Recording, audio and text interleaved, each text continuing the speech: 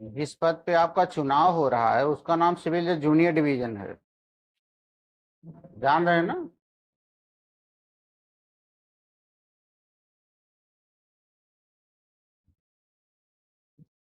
कायदे से पढ़ाई लिखाई करो,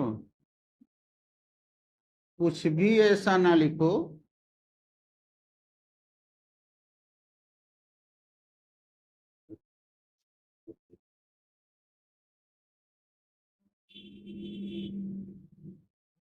ये आपका हो गया डिस्ट्रिक्ट कोर्ट या डीजे, फिर सिविल जज सीनियर डिवीजन, सिविल जज जूनियर डिवीजन, फिर आपका है स्मॉल काज कोर्ट,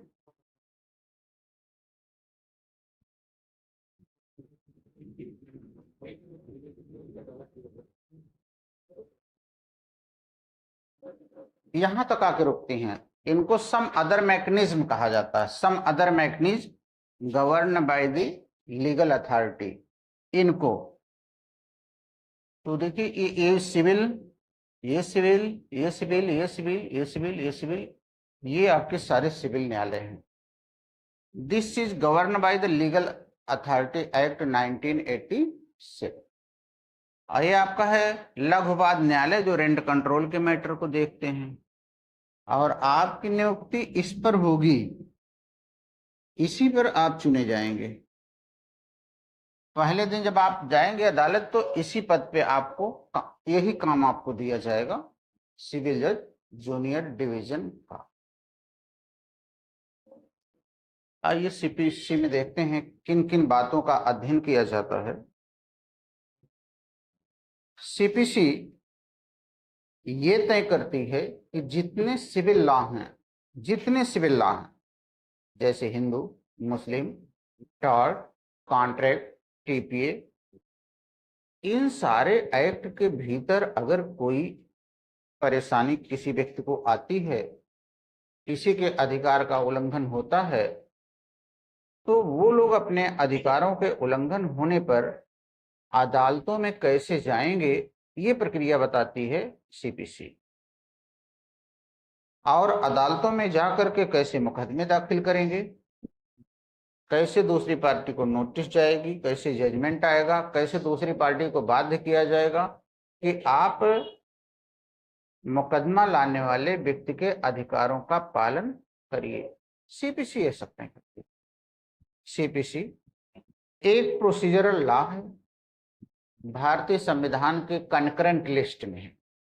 3 लिस्ट हैं भारतीय संविधान की, उसमें यह समवर्ती सूची में है, जिस पर केंद्र और राज्य दोनों कानून बना सकते हैं।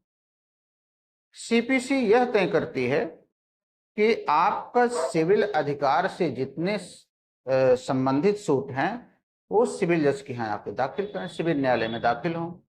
लेकिन कहीं अगर रोका गया है तो फिर वो सीपीसी में नहीं आएंगे। अब सीपीसी निर्धारित क्या करती है तो देख लीजिए किन किन बातों को ये निर्धारित करती है।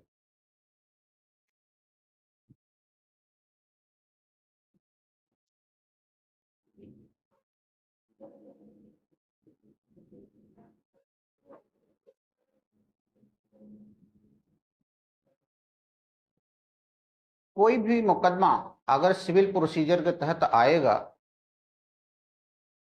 जैसे यहां पर क्लास में एक व्यक्ति ने दूसरे व्यक्ति को एक थप्पड़ मार दिया, तो इसमें सिविल भी है, क्रिमिनल भी है।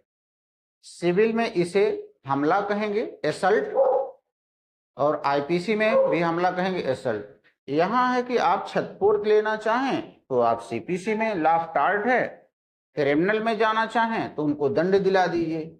अब सिविल में आएंगे तो क्या करेंगे, क्रिमिनल में जाएंगे तो कचहरी थाने पे जाएंगे, वहां पर एनसीआर लिखी जाएगी, मजिस्ट्रेट कन्वेंस से इन्वेस्टिगेशन होगा, चार्जशीट आएगी, समन ट्रायल होगा, उनको 1 साल तक की सजा हो जाएगी, जुर्माना हो जाएगा। दूसरा, अगर इसमें आएंगे तो जो थप्पड़ उन्होंने मारा उसके बदले आपको क्षतिपूर्ति मिलेगी। लेकिन कचहरी के भीतर आप जब एंट्री करेंगे तो मुकदमा कैसे दाखिल करें? आप अदालत में चले गए, जज साहब से कहें जज साहब इन्होंने हमको मारा है, कोचिंग में बैठे हैं, आप उनके लिए कुछ करिए। नो,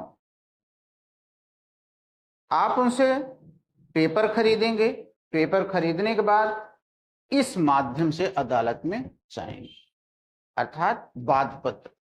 एक वाद पत्र के माध्यम से सभी मुकदमे न्यायालय में जाते हैं। इस वाद पत्र के बाद इसका जवाब आता है जिसका नाम है लिखित कथन। लिखित कथन, दूसरी पार्टी लिखित कथन देती है, फिर इस पर गवाह यानी विटनेस आते हैं, गवाही होती है, विटनेस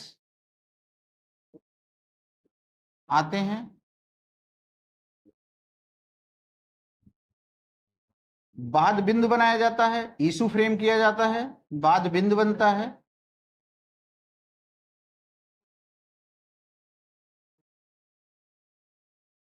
फिर एक निर्णय आता है, फिर एक डिक्री पारित की जाती है, फिर भी दूसरी पार्टी नहीं मानती है, तब इस डिक्री का निष्पादन होता है।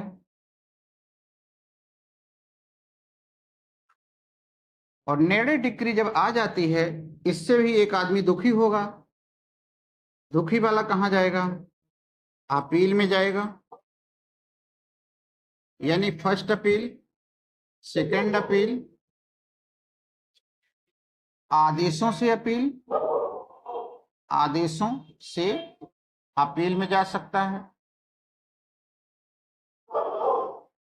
अर्थात फर्स्ट अपील में जाता, सेकंड अपील में जा सकता है, आदेशों से अपील में जा सकता है, जिसे हम लोग मिसलेनियस अपील कहते हैं, या ये रिवीजन में जा सकता है,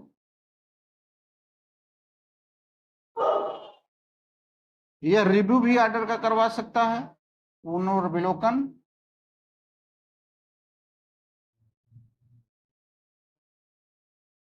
रिव्यू करवा सकते हैं, तो निरीक्षण करवा सकते हैं, अपील में जा सकते हैं। अर्थात इससे अगर दुखी है तो आप ये इस माध्यम से उसे चैलेंज कर सकते हैं। फर्स्ट अपील, सेकंड अपील, आदेशों से अपील, कभी निर्धन है तो निर्धन अपील, निर्धन व्यक्ति द्वारा अपील, कहीं सुप्रीम कोर्ट में अपील, सुप्रीम कोर्ट में अपील का अलग है सिस्टम। तो एक तो ये सारे प्रोविजन पे आपके क्वेश्चन रहेंगे, एक ए प्रोविजन पे क्वेश्चन रहेंगे और इस प्रोविजन पे क्वेश्चन रहेंगे।